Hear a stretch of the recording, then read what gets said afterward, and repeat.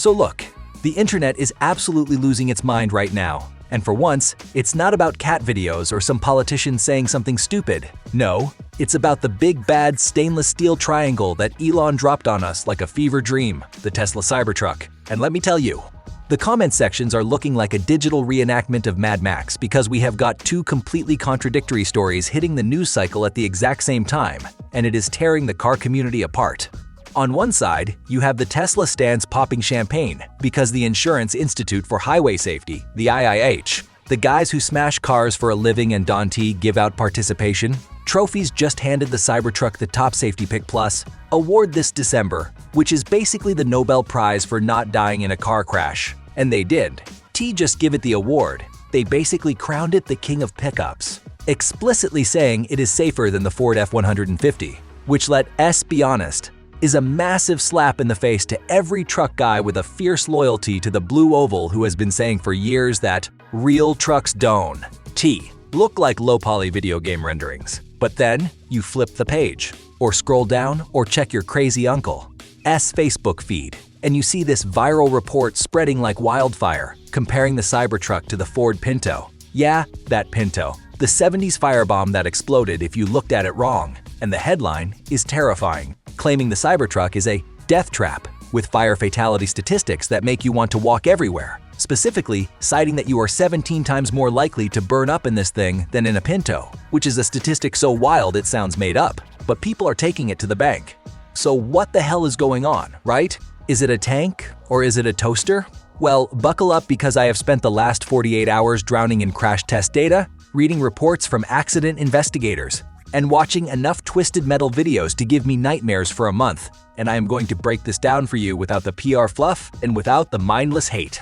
Just straight facts from a guy who loves cars but hates the nonsense. Let's start with the good news, the Top Safety Pick Plus stuff, because credit where credit is due. This is a big deal. The IIHS doesn't mess around. They updated their crash test recently to be even harder. Specifically, the moderate overlap front test, which sounds boring but is actually brutal because it simulates hitting another car slightly off-center, which sends massive rotational forces through the chassis. And guess what? The Ford F-150, the Ram 1500, the titans of the industry, they struggled with the new stricter criteria. They couldn't quite hit the high marks. But the Cybertruck, this weird angular brick, it aced it. It got the top score. And here is the kicker, the nuance that everyone is missing in the Twitter arguments. This rating specifically applies to Cybertrucks built after April 2025. Why? Because Tesla quietly made structural changes to the front underbody and the footwell. They beefed it up. They reinforced the casting. They did make a big press release about fixing it. They just did it, and the result is that in a smash, the passenger compartment stays incredibly intact, like shockingly rigid. The airbags deploy perfectly. The dummy in the driver's seat basically spills his coffee but walks away. And that is impressive engineering, period. The critics said the stainless steel was too stiff. They said, crumple zones, bro, you need crumple zones. And they weren't entirely wrong because if the car does crumple, you crumple. But Tesla managed to engineer the front casting to absorb that energy while keeping the cabin rock solid. So in terms of pure impact, if you T-bone a sedan or slam into a wall, the Cybertruck is statistically one of the safest places you can be. And seeing it beat the F-150 in the official The Seconds rankings is a massive win for the electric crowd because it proves that you don't need 100 years of truck building heritage to build a safe frame. You just need some nerds and a lot of simulation time. But, and this is a massive, flashing red, siren blaring but, we have to talk about the other narrative, the Pinto narrative. Because while the crash test dummy might survive the impact, the real world is messier than a lab. And this is where things get dark, really dark, because the viral articles aren't talking about the impact. They are talking about the aftermath, specifically fire and entrapment. The comparison to the Ford Pinto comes from a report analyzing fire fatalities per volt vehicle sold. And the numbers are ugly. They are looking at a handful of high-profile disasters like the crash in Piedmont, California, where 3 college kids died. And the narrative is that the crash killed them. It is that the fire killed them because they could get out. And this is the nightmare fuel that is driving the death trap comments. The Cybertruck has electronic door releases, little buttons you press to pop the door, which is cool and futuristic until the low-voltage system dies in a crash and the buttons don't work. And sure, there are manual release levers, mechanical overrides, but do you know where they are? Have you practiced using them while upside down and on fire? Probably not. And neither did the panic-stricken passengers in these accidents. And on top of that, you have the armor glass, the shatter-resistant windows that Elon bragged about. The ones that can stop a baseball or a rock. Well, guess what? They also stop you from breaking them to escape if the doors are stuck. Firefighters have reported having trouble smashing through the glass to get people out. And that is a terrifying design flaw that turns a safety feature into a cage.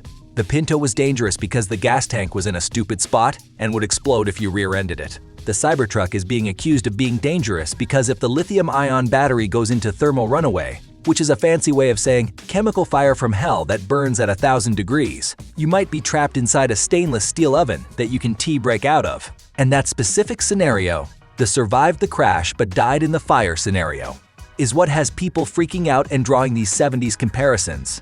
And let us be real about the battery fires. EV fires are rare, statistically rarer than gas car fires. That is a fact. But when they happen, they are nasty. They are violent and they happen fast. And if you combine a battery fire with a door that won't open and a window that won't break, you have a recipe for tragedy that the IIHS crash test scores don't fully capture because the crash test measures forces on a dummy. It doesn't measure time to escape a burning cabin while panicking. So you have this bizarre duality where the truck is structurally a fortress, a tank, top safety pick plus, safer than a Ford F-150 in a head-on collision, protecting you from the outside world like a bunker. But simultaneously, there is this valid creeping fear that it might be a trap, that the very things that make it tough, the steel, the armored glass, the tech, could turn against you in the worst-case scenario. I was reading the comments on a video showing the F-150 crash test versus the Cybertruck, and it is a bloodbath. You have the Ford guys saying, "I'd rather be in a truck where I can open the door," and the Tesla guys saying, "I'd rather be in a truck that doesn't fold like an accordion in the first place." And honestly, both of them have a point, which is the most frustrating part of this whole debate. The F-150 might have lost the Top Safety Pick Plus crown this year because it struggled with the new overlapping tests, meaning your legs might get crushed in a bad accident, which sucks.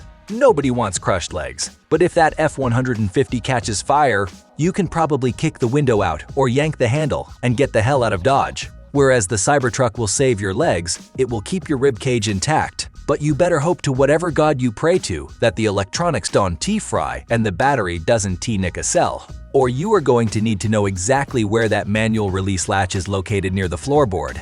And we haven't even touched on the pedestrian safety aspect, which is a whole other can of worms. Because while the Cybertruck protects its occupants, hitting a pedestrian with a stainless steel wedge is like getting hit by a rolling guillotine.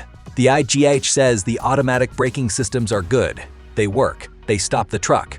But if they fail, God help the person standing in front of it, because there is no soft spot on that front end.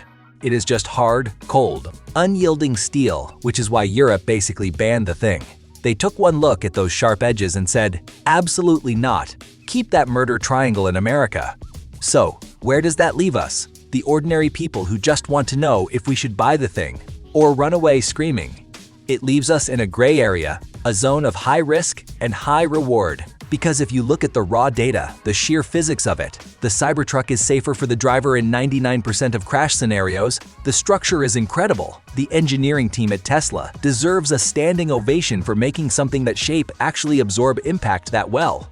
It is a marvel, seriously. And winning that award over the F-150 is a legitimate flex that they earned. But you cannot ignore the Pinto. Whispers, you cannot ignore the fact that the rescue crews are struggling with the glass. You cannot ignore the door handle issue. And you definitely cannot ignore the fact that thermal runaway is a phrase that should scare you at least a little bit. If you are going to buy this thing, you need to be aware of what you are getting into. You are buying a tank that requires you to be smarter than the tank. You need to learn the manual releases. You need to carry a glass breaker that is actually rated for laminated glass, not those cheap gas station ones, and you need to accept that you are driving a piece of experimental geometry that is rewriting the rulebook, sometimes for better, and sometimes terrifyingly, for worse. The media wants you to pick a side. They want you to say, it is the safest truck ever, or it is a death trap. But the reality is that it is both. It is the safest coffin money can buy. It is a paradox on wheels. And that is why everyone is fighting. Because we aren't used to a car that can save your life in a massive pileup and then potentially trap you inside immediately after. It's a new kind of anxiety for a new kind of vehicle, my advice. If you want the badge, the look, and the structural safety, get the Cybertruck. But for the love of everything holy, read the manual, learn the emergency drills, and maybe, just maybe, keep a heavy wrench in the center console, just in case you need to introduce that armor glass to some old-school kinetic energy, because trusting a computer to let you out of a burning building is never a good idea. And trusting a computer to let you out of a burning truck is a gamble I personally am not thrilled about taking, even if it does look like it drove straight out of a sci-fi movie. So yeah, the F-150 might be Grandpa's truck. Now, it might have lost the safety crown, but at least Grandpa knew how to open the door. And in the end, that is the trade-off we are talking about in December 2025, structure versus accessibility. The future versus the familiar, and the only thing I know for sure is that I am going to stay far, far away from any stainless steel triangles I see on the highway, just to be safe. And don't even get me started on the insurance premiums, because if you think the safety rating is going to lower your rates, you are dreaming. The repair costs on a unibody casting made of exotic alloy are enough to make an actuary cry. So you are paying for the privilege of being a beta tester for the future of automotive safety, which is cool. Until it is It is chaotic, it is messy, it is the most American car story of the decade. And honestly, I kind of love watching the chaos unfold, even if it does make me check my own door handles every time I get in my car, just to make sure they are still mechanically connected to something real. Keep your head on a swivel out there, watch out for the blind spots because that truck has plenty of them. And remember that safety ratings are great, but survival is a different game entirely. And right now, the Cybertruck is winning the first game and struggling with the second. And that is the honest, unvarnished truth.